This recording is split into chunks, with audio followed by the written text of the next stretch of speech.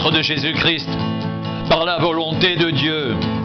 aux saints qui sont à Éphèse et aux fidèles en Jésus-Christ, que la grâce et la paix vous soient données de la part de Dieu notre Père et du Seigneur Jésus-Christ. Béni soit le Dieu et Père de notre Seigneur Jésus-Christ, qui nous a bénis de toute bénédiction spirituelle dans les lieux célestes en Christ. En lui, Dieu nous a élus avant la fondation du monde, pour que nous soyons saints et irréprochables devant lui. Il nous a prédestinés dans son amour à être ses enfants d'adoption par Jésus-Christ, selon le bon plaisir de sa volonté, pour célébrer la gloire de sa grâce, dont il nous a favorisés dans le bien-aimé.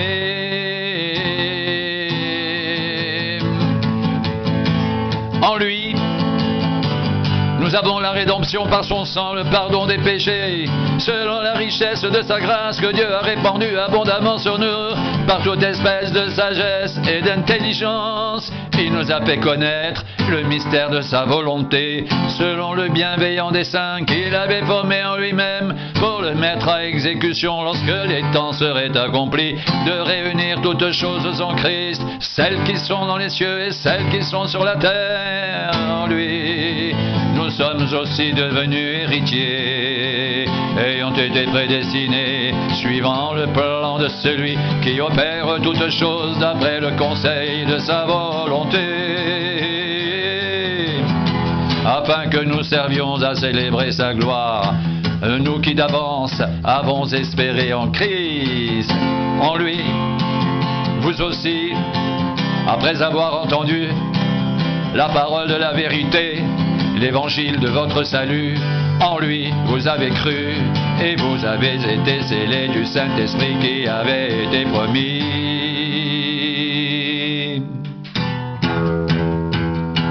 lequel est un gage de notre héritage pour la rédemption de ce que Dieu s'est acquis pour célébrer sa gloire.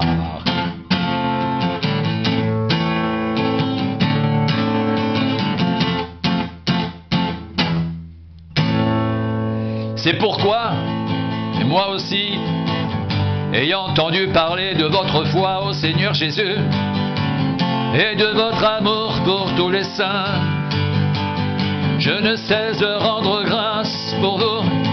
Je fais mention de vous dans mes prières, afin que le Dieu de notre Seigneur Jésus-Christ, le Père de gloire, vous donne un esprit de sagesse et de révélation dans sa connaissance, qu'il illumine les yeux de votre cœur,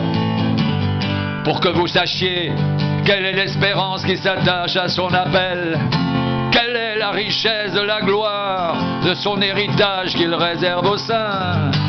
et quelle est envers nous qui croyons l'infinie grandeur de sa puissance, se manifestant avec efficacité par la vertu de sa force. Il a déployé en Christ,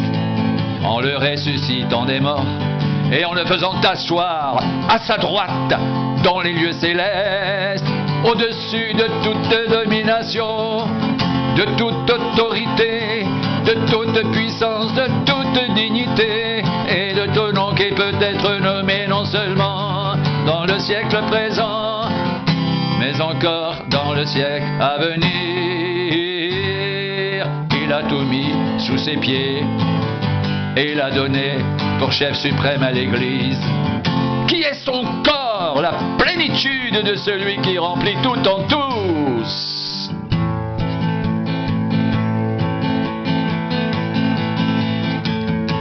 Vous étiez morts par vos offenses et par vos péchés, dans lesquels vous marchiez autrefois, selon le train de ce monde, selon le prince de la puissance de l'air, de l'esprit qui agit maintenant dans les fils de la rébellion. Nous tous aussi, nous étions de leur nombre, et nous vivions autrefois selon les convoitises de notre chair, accomplissant les volontés de la chair et de nos pensées, et nous étions par nature des enfants de colère comme les autres.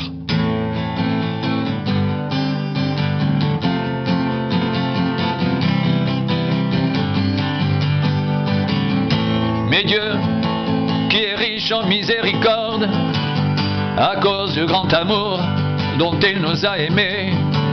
nous qui étions morts par nos offenses, nous a rendus vivants avec Christ.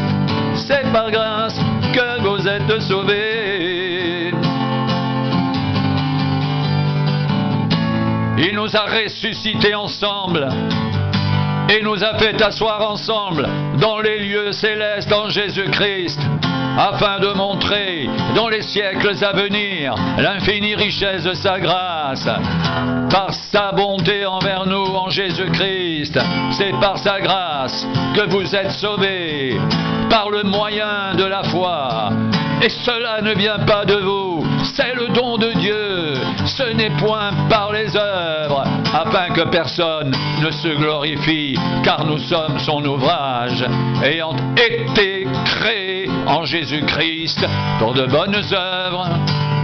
que Dieu a préparées d'avance, afin que nous les pratiquions. C'est pourquoi vous aussi, païens dans la chair appelés incirconcis,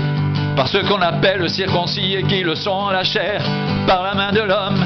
souvenez-vous que vous étiez en ce temps-là sans Christ, privés du droit de cité en Israël, étrangers aux alliances de la promesse, sans espérance et sans Dieu dans le monde. Mais maintenant, Jésus-Christ, vous qui étiez jadis éloignés, vous avez été rapprochés par le sang de Christ, car il est notre paix, lui qui des deux n'en a fait qu'un, et qui a renversé le mur de séparation, l'inimitié, ayant anéanti par sa chair la loi des ordonnances dans ses prescriptions. Il a voulu créer en lui-même avec les deux un seul homme nouveau, en établissant la paix, et les réconcilier avec Dieu, l'un et l'autre en un seul corps, par la croix, en détruisant par elle l'inimitié.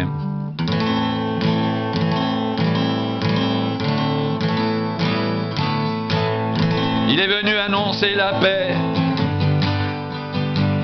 à vous qui étiez loin, et la paix à ceux qui étaient près, car par lui, les uns et les autres, nous avons accès auprès du Père dans un même esprit.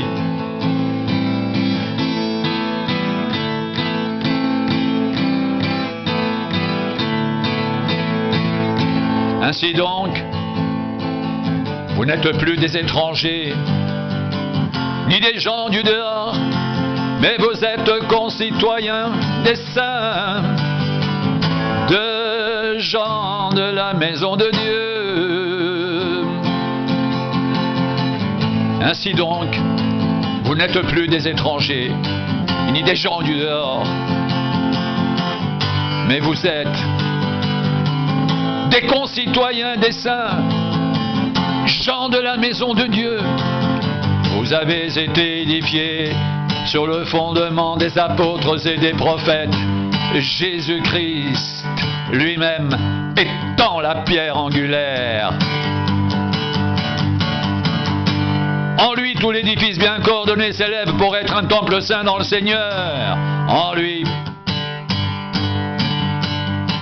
vous êtes aussi édifiés pour être une habitation de Dieu en esprit.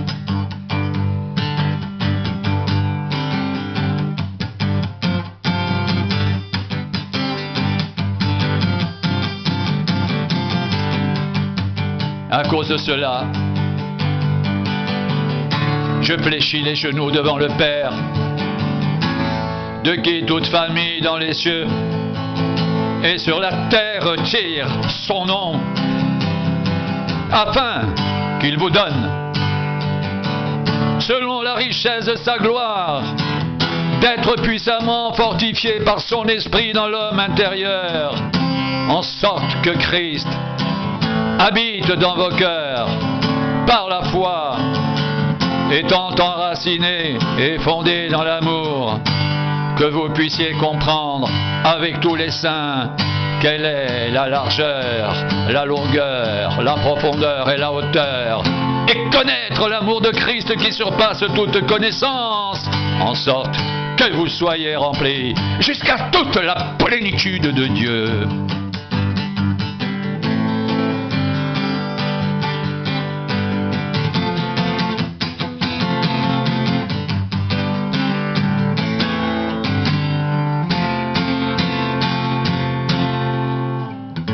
Or, à celui qui peut faire, dans la puissance qui agit en nous, infiniment au-delà de tout ce que nous demandons ou pensons, à lui soit la gloire dans l'Église et en Jésus-Christ, dans toutes les générations, au siècle des siècles. Amen.